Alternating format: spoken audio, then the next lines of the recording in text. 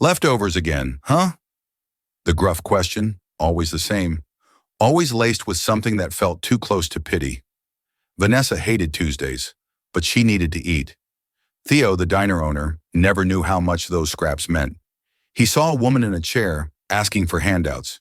He didn't see the tremor in her hands as she mixed stolen antibiotics, didn't see the hope flickering in the eyes of the forgotten souls waiting for her back at the warehouse. Damn him and his quiet kindness. What he was really giving was so much more. He thinks he's helping. He has no idea her quiet kindness will change everything. The fool. Leftovers again, huh? The gruff question, always the same, always laced with something that felt too close to pity. Vanessa hated Tuesdays, but she needed to eat. Theo, the diner owner, never knew how much those scraps meant. He saw a woman in a chair, asking for handouts. He didn't see the tremor in her hands as she mixed stolen antibiotics, didn't see the hope flickering in the eyes of the forgotten souls waiting for her back at the warehouse. Damn him and his quiet kindness. What he was really giving was so much more. He thinks he's helping. He has no idea her quiet kindness will change everything. The fool. The pickup truck rumbled to life, its headlights stabbing through the frigid Cleveland night. Theo Johnson checked his rearview mirror, his jaw tight. He shouldn't be doing this. It felt wrong. But the knot in his stomach had been twisting tighter since Vanessa had reappeared at the diner, pale and thinner than ever, after vanishing for 3 agonizing weeks. 3 Tuesdays of empty chairs and unanswered questions. He kept his distance, the red taillights of her motorized wheelchair, a beacon in the urban gloom. He told himself it was concern, nothing more, that a decent man wouldn't let a vulnerable woman navigate these decaying streets alone. But deep down, a nagging suspicion gnawed at him. Vanessa was hiding something. He'd been feeding her scraps, the day-old specials from Laura's Legacy Diner, ever since she'd started showing up after closing time. Meatloaf, pot roast, sometimes just a container of mashed potatoes. Simple acts of charity, he'd told himself. A way to ease the guilt, perhaps. A balm for the raw wound left by Laura's death 3 years ago. A wound that never truly seemed to heal. Laura, a phantom limb, a whisper in the back of his mind, urging him to see the good in people, even those the world had deemed disposable.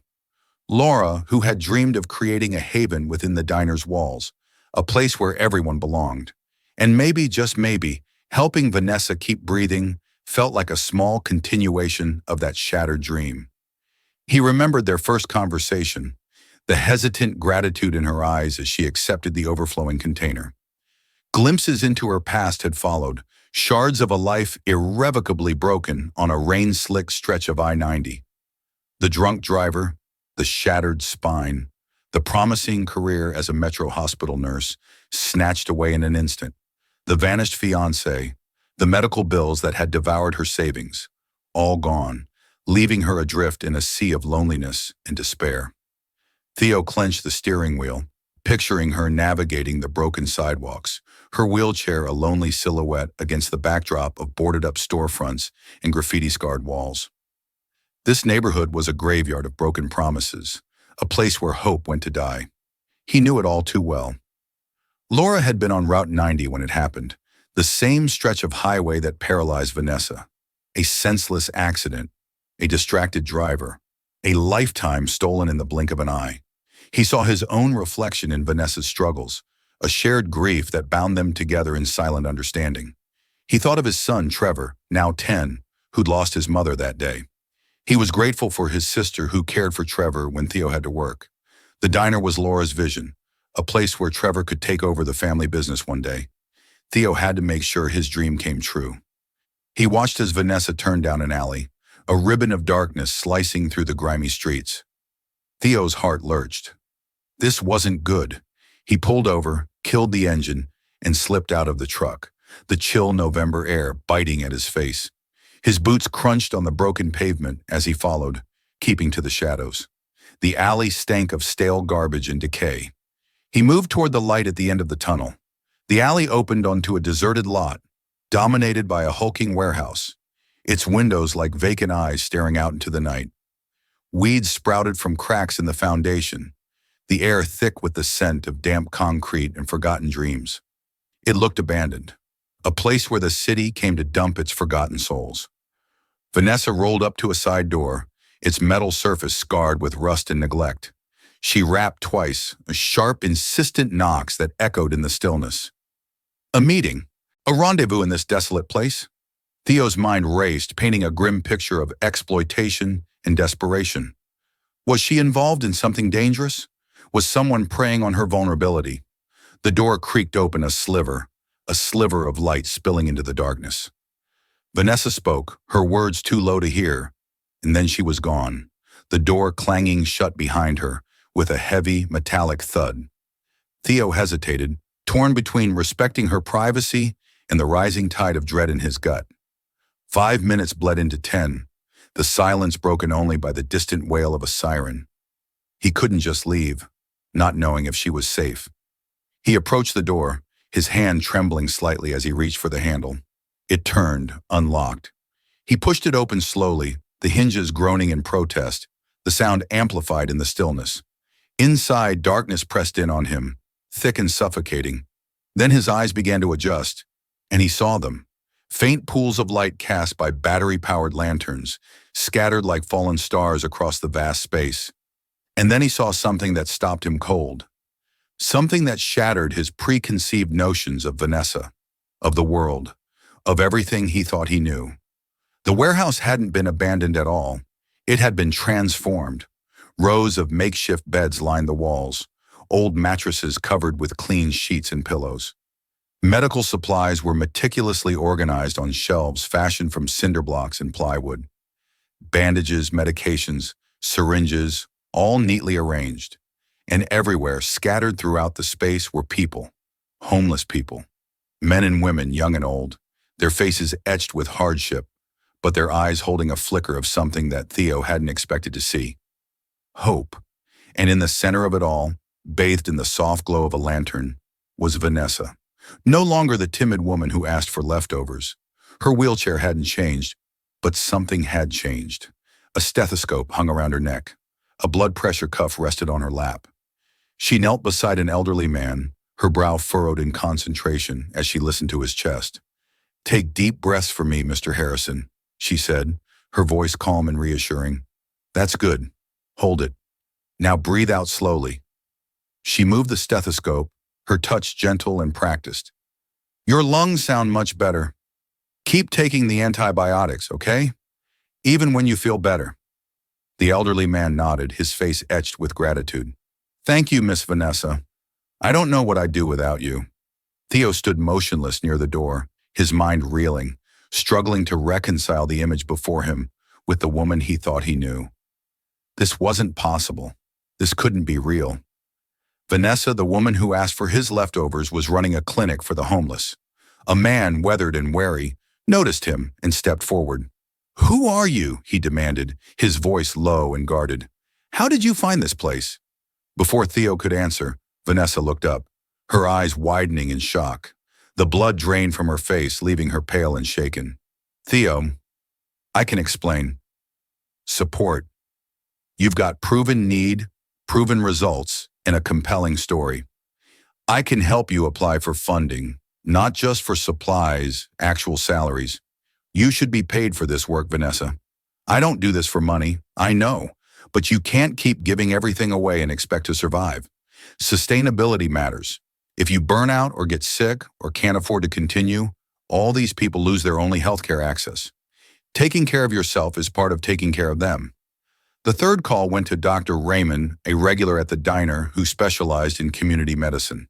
He arrived looking skeptical, but left looking odd. "This is incredible work," Dr. Raymond said after examining Vanessa's setup and talking with several patients. "You're doing everything right. Proper protocols, good hygiene, appropriate treatment decisions, but you're limited by being one person with limited supplies. What if we expanded this? I can volunteer time. I can recruit other doctors. We can turn this into a legitimate free clinic. People need to be able to come here without fear," Vanessa said firmly. "No one asks for ID. No one asks about immigration status or criminal records or anything else. They just get care. That can't change. It won't." Dr. Raymond promised we'll build around your model, not replace it. By midnight, the warehouse was full of people planning, strategizing, mobilizing. Rachel was drafting incorporation documents. Marcus was outlining fundraising strategies. Dr. Raymond was making calls to medical colleagues who might volunteer. Vanessa sat in her wheelchair in the corner, looking dazed as the operation she'd been running alone suddenly became everyone's mission. Theo brought her coffee from a thermos he'd grabbed from his truck and sat down beside her on an overturned crate. "You should have asked for help," he said gently. "I didn't think anyone would care. I'm just one person, a broken person. Why would anyone listen to me or take me seriously?" "Because what you're doing matters," Theo said. "Because these people's lives matter. Because you matter." Vanessa turned to look at him, and something passed between them in that moment. A recognition of shared pain, shared purpose, shared hope for something better. "Thank you," she said softly, "for following me, for caring enough to find out the truth, for not just walking away." "I couldn't walk away," Theo admitted. "I've been worried about you for weeks, and now that I know what you're doing here, I'm not going anywhere. This diner of mine, it's going to become your permanent food supplier every day, not just Tuesdays. Whatever leftovers we have, they come here, and I'll make sure we have plenty of leftovers." "Theo, you don't have to." "I want to," he interrupted. "Laura, my wife who died, she always believed that the best way to honor pain was to prevent others from experiencing it. She would have loved what you're doing here. She would have been the first person to help." They sat together in comfortable silence, watching Rachel and Marcus and Dr. Raymond work, watching the patients settle in for the night on their makeshift beds, watching something impossible become possible. The transformation happened faster than anyone expected. Within 2 weeks, Rachel had successfully formed the Vanessa Free Clinic as a registered nonprofit. The property owners, moved by the story and enticed by the tax benefits, agreed to lease the warehouse for $1 per year, with an option to donate the building outright after 3 years. Dr. Raymond recruited 4 other doctors and 6 nurses who committed to volunteer shifts. Local medical supply companies donated equipment after hearing about the clinic. A pharmacy chain agreed to provide medications at cost. Marcus secured a $50,000 grant from a foundation focused on innovative healthcare solutions. More grant applications were pending. The money paid for proper beds, improved sanitation, a generator for reliable electricity, and over Vanessa's protests, a salary for her as clinic director. "You're running this place," Rachel said firmly when Vanessa tried to refuse payment. "You're working full-time hours managing patients, coordinating volunteers, ordering supplies. That deserves compensation. Take the salary. Buy yourself a phone. Eat regular meals. You can't pour from an empty cup." Theo expanded his diner's community outreach, preparing daily meals specifically for the clinic. He hired an extra cook to handle the increased volume. The food costs were manageable, and honestly, it felt good to be feeding people who desperately needed it. He found excuses to visit the warehouse, now officially the Vanessa Free Clinic. Almost every day bringing food, checking if they needed supplies, asking how he could help. And if those visits meant spending time talking with Vanessa, learning more about her, seeing her smile return as the clinic thrived, well, that was just a fortunate side effect. 3 months after the discovery, the clinic had treated over 200 people. Word had spread through the homeless community that there was a place they could go. No questions asked, no judgment, just care. Vanessa hired 2 part-time staff members to help manage intake and basic care. She brought in a social worker to help patients access other services. She established partnerships with mental health providers, addiction treatment centers, housing programs. The warehouse that had been abandoned and forgotten became a beacon of hope, and Theo watched Vanessa transform along with it. The exhaustion faded from her face. She gained weight. Her hands stopped shaking. The darkness in her eyes lifted, replaced with purpose and pride and joy. She was beautiful. She'd always been beautiful, but now Theo could see the full force of who she was. Strong, brilliant, compassionate, determined. A woman who'd lost everything and had somehow found a way to give everything to others. He was falling in love with her. Might have already fallen. 6 months after discovering the warehouse, Theo and Vanessa developed a Tuesday evening ritual. After the clinic's communal dinner, now a proper meal served on actual tables with volunteers helping prepare and serve, they would sit outside on the loading dock, drinking coffee and talking as the Cleveland skies shifted from sunset to twilight. They talked about everything. Vanessa shared stories from her nursing school days, about the patients she'd cared for at Metro Hospital, about her family in Ohio, who she was slowly reconnecting with now that she felt like herself again. Theo told her about raising Trevor, about the guilt he carried over working so much, about Laura and the dreams they'd had for the diner.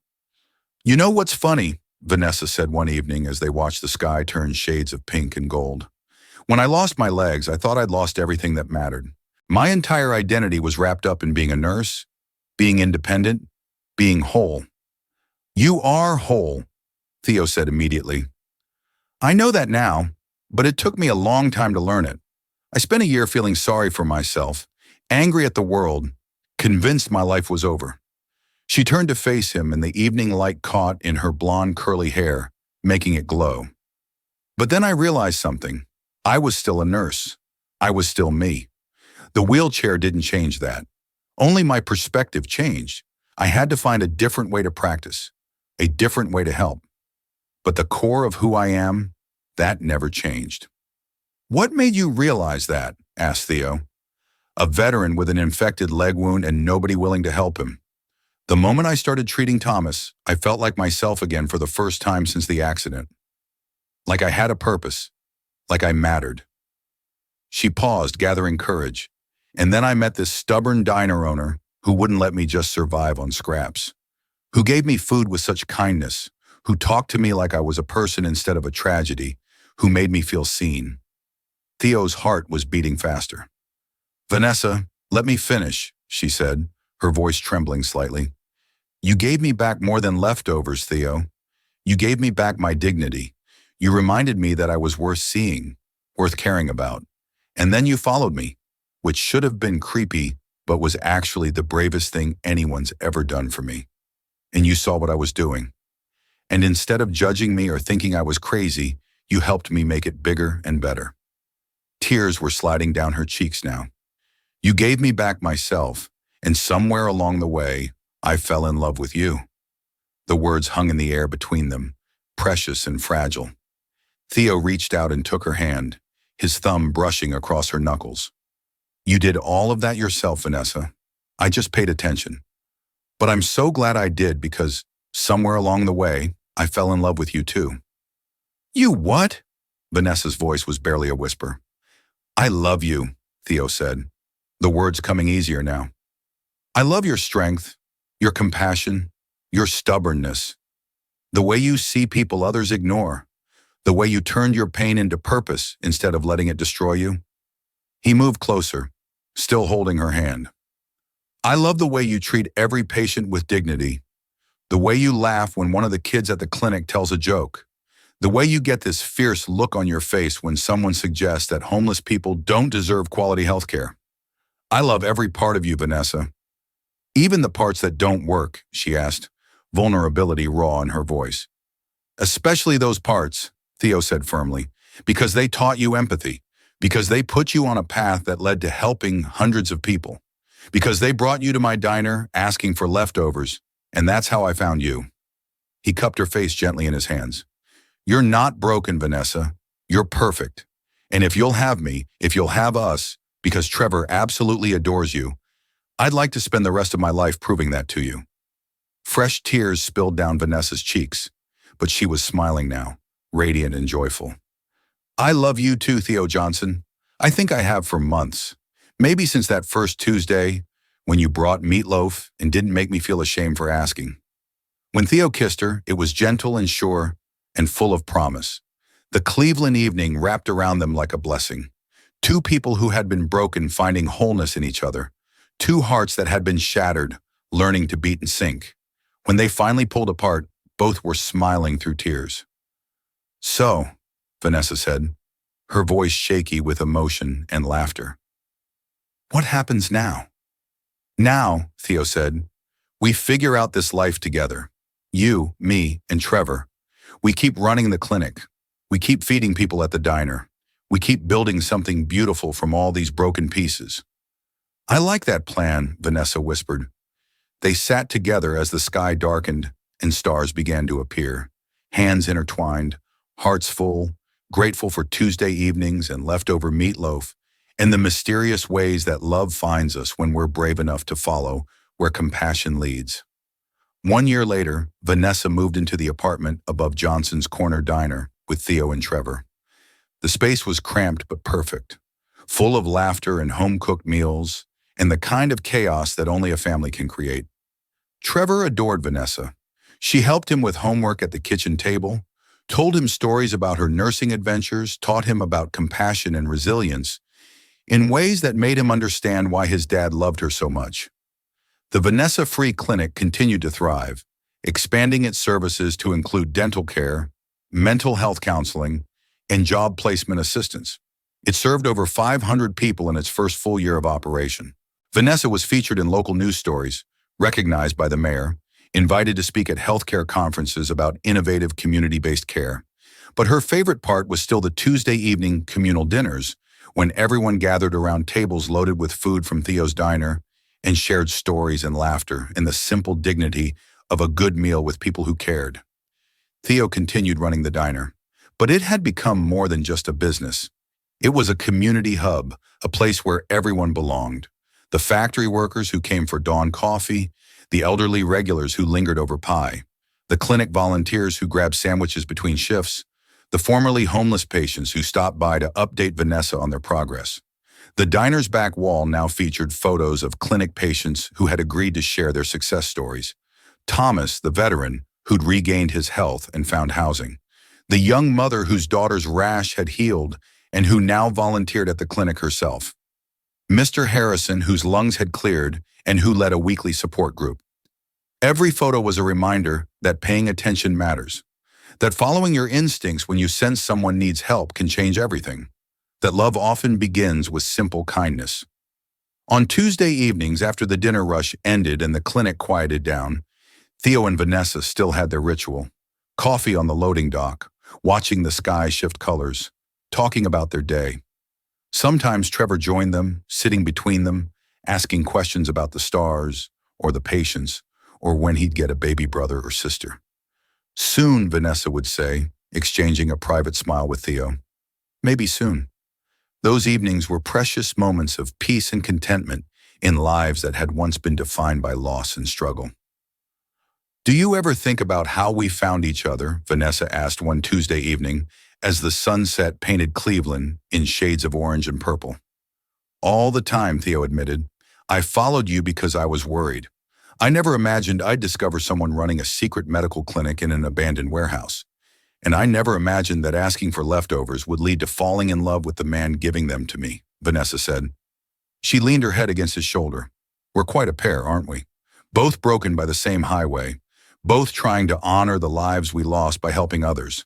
"Not broken anymore," Theo said firmly. He kissed the top of her head. "Healed, whole together." "Together," Vanessa echoed, and the word felt like a promise. Sometimes the most profound discoveries come from paying attention to the people the world overlooks. Sometimes heroism doesn't look like we expect. It looks like a woman in a wheelchair treating forgotten people in a warehouse, and a grieving father brave enough to follow his heart.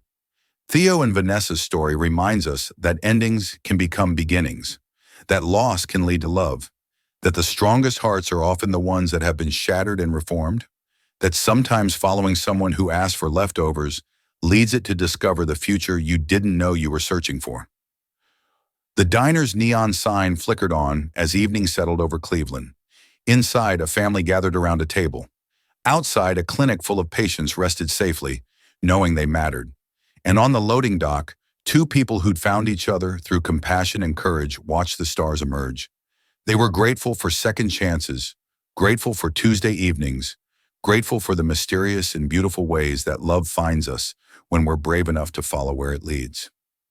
Thank you for watching this story. If it moved you, please like, comment, and subscribe to Everbell Stories for more tales that remind us of the beauty in humanity. What would you have done in Theo's place? Let me know in the comments below. Until next time, remember, the most extraordinary people are often the ones the world has forgotten. Don't forget to see them.